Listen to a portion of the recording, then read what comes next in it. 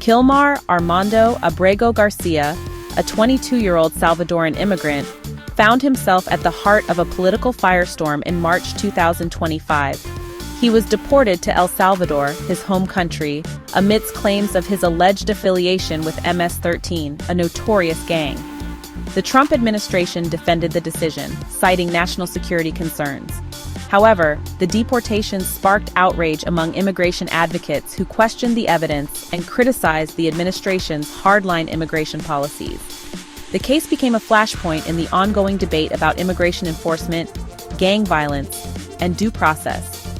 Abrego Garcia's case quickly gained national attention, becoming a rallying cry for both sides of the immigration debate. Supporters of the deportation argued that the administration was justified in prioritizing the safety of American citizens. They saw Abrego Garcia's alleged gang ties as a serious threat, regardless of whether he had been convicted of any violent crimes. Opponents, however, condemned the deportation as an example of the administration's overreach and disregard for the rights of immigrants.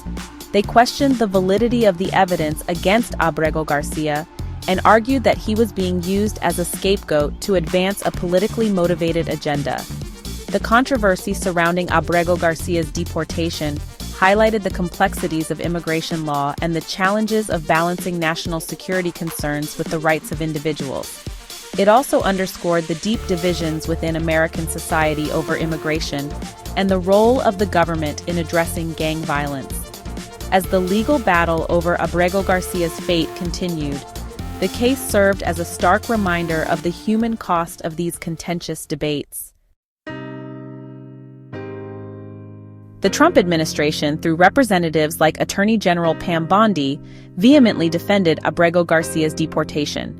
They pointed to testimony from Immigration and Customs Enforcement (ICE) officials who alleged Abrego Garcia's affiliation with MS-13. ICE claimed that while Abrego Garcia presented himself as a student studying to be an electrician, this was a cover for his gang activities. Bondi emphasized the administration's commitment to removing individuals deemed threats to national security, regardless of their criminal history. She cited recent arrests of alleged gang members in Florida and Minnesota as evidence of the hidden danger posed by individuals who maintain seemingly normal lives. Bondi argued that these cases demonstrated the need to trust the expertise of ICE and Homeland Security in identifying potential threats.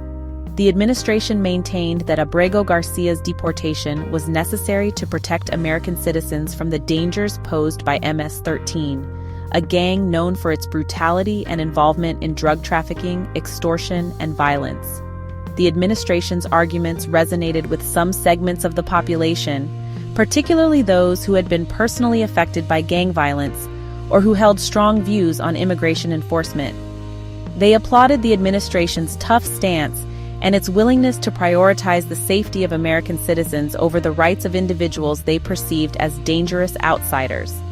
However, critics argued that the administration was using fear-mongering tactics and relying on flimsy evidence to justify its actions, potentially putting innocent lives at risk. Abrego Garcia's legal team immediately challenged the deportation.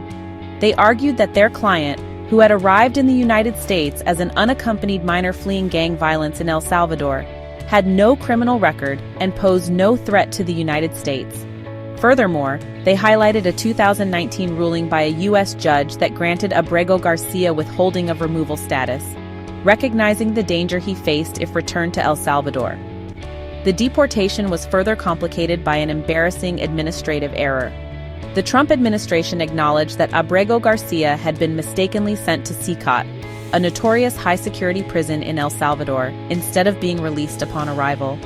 This misstep fueled accusations of negligence and disregard for Abrego Garcia's well-being. U.S. Federal District Judge Paula Zinnes ruled that Abrego Garcia's deportation was unlawful and ordered his return to the United States. The legal back and forth highlighted the complexities of immigration law and the potential for errors and inconsistencies in its application. The administrative blunder surrounding Abrego Garcia's detention in El Salvador further eroded public trust in the government's handling of the case. It raised serious questions about the government's competence and commitment to upholding its own legal obligations. The judge's ruling ordering Abrego Garcia's return to the United States provided a glimmer of hope for his supporters, but the legal battle was far from over. As of April 7, 2025, Kilmar Armando Abrego Garcia remains in legal limbo. While the court ordered his return to the United States, the Trump administration, under increasing pressure from its base, has yet to comply.